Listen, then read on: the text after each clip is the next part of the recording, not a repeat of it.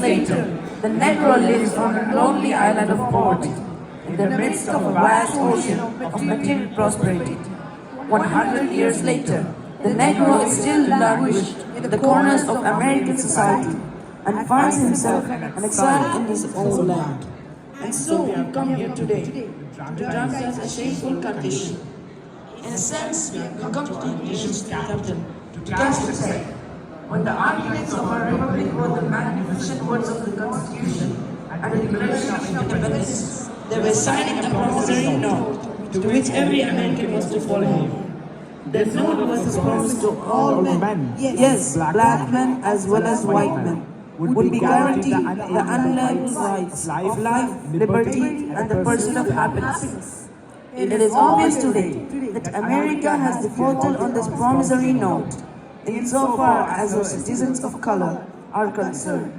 Instead of honoring this sacred obligation, America has given the Negro people a bad check, a check which has come back marked insufficient funds.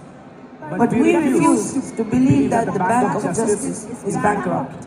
We refuse to believe that there are insufficient funds in the great vaults of opportunity of this nation. And so, we've come to cash a check that will give us upon demand the riches of freedom and the security of justice. We have also come to this hallowed spot to remind America of the fierce urgency of now. This is no time to engage in the luxury of cooling off or to take the tranquilizing drug of gradualism. Now is the time to make real the promises of democracy. Now is the time to rise from the dark and desolate valley of segregation to the sunlit path of racial justice. Now is the time to lift our nation from the quicksands of racial injustice to the solid rock of brotherhood. Now is the time to make justice a reality for all of God's children. It would be fatal for the nation to overlook the urgency of the moment.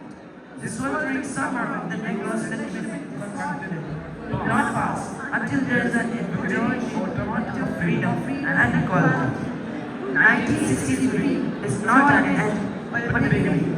And those who hope that the Negro needed to blow off steam and will now be content will have a rude awakening. The nation returns to business as usual, and there will be neither rest nor tranquility in America until the Negro is granted his right. The whirlwinds of revolt will continue to shake the foundations of our nation until the bright day of justice emerges. But there is something that I must say to my people who stand on the warm threshold which leads to the palace of justice. The process of gaining our rightful place must not be guilty of wrongful deeds. Let us not seek to satisfy our thirst for freedom by drinking from the cup of bitterness and hatred.